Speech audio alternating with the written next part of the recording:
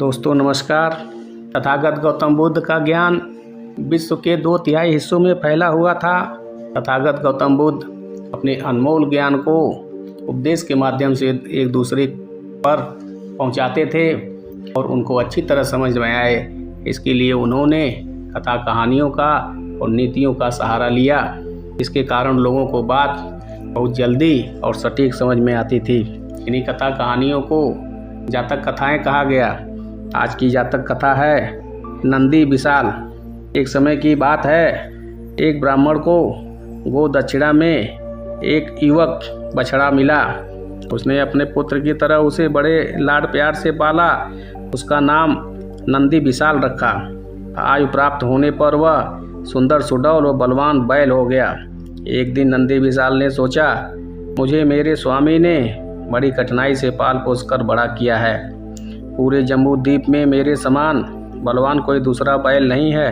क्यों न मैं अपना बल दिखाकर अपने स्वामी को पालने पोसने का खर्चा चुका दूं। ऐसा सोचकर उसने एक दिन ब्राह्मण से कहा, स्वामी, किसी ऐसे गोधन वाले सेठ के पास जाकर यह कहो कि मेरा बैल बड़ा बलवान है, वह 100 गाड़ियों को खींच सकता है। जब वह विश्वास न करे तो 1000 स्वर्ण मुद्राओं की शर्त लगाना।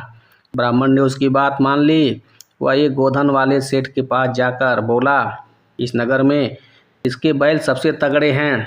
उस सेठ ने पहले तो कई लोगों को तगड़े बैल गिनाए और अंत में कहा, किंतु हमारे बैलों के सामने किसी का बैल बलवान नहीं है। ब्राह्मण बोला, मेरा बैल अकेला ही एक साथ बंधी 100 गाड़ियों के खींच सकता है। सेठ ने पूछा, ऐसा बैल कहाँ है? ब्राह्मण ने उत्तर दिया, मेरे पास में है। सेठ को विश्वास नहीं हुआ, इसलिए वह बोला, तो शर्त लगाओ। ब्राह्मण बोला, अच्छा, शर्त लगाता हूँ। ऐसा कहकर ब्राह्मण ने 1000 स्वर्ण मुद्राओं की शर्त लगाई। सेठ ने 100 गाड़ियाँ मंगवाई।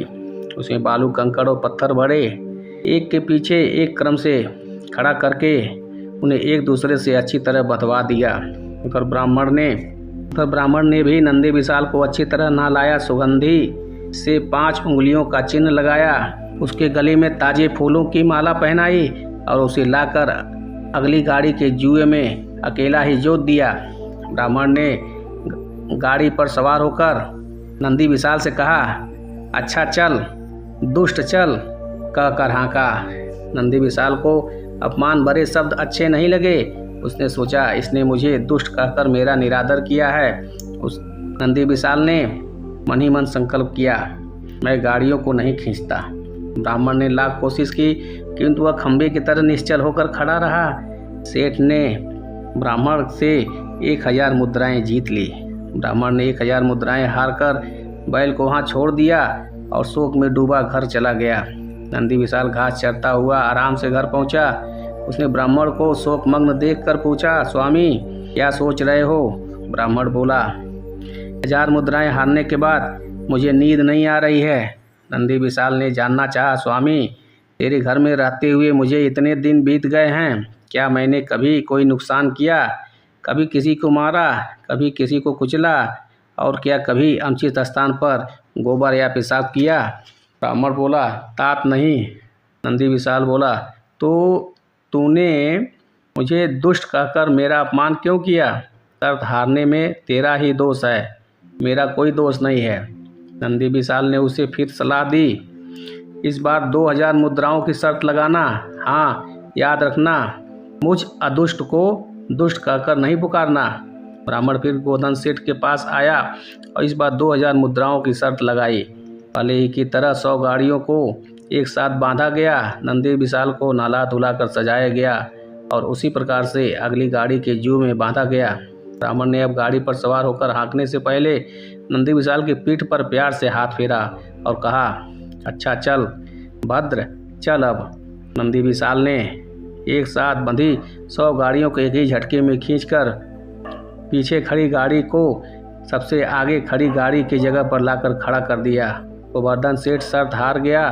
ब्राह्मण को 2000 मुद्राएं दी। तमाशा देखने वाले जनसमूह ने भी नंदी विशाल को बहुत धन दिया। इस प्रकार उसके कारण ब्राह्मण को बहुत धन प्राप्त हुआ। इसलिए कहा गया कि कटुवचन किसी को अच्छा नहीं लगता। जब बोलो मधुर वचन बोलो और कटु वचन कभी मत बोलो। मधुर वाणी बोलने से बैल ने भारी भार को भी ढो दिया। उस ब्राह्मण को धन मिला, इसके कारण वह अत्यंत संतुष्ट हुआ। कथा समाप्त हुआ। धन्यवाद।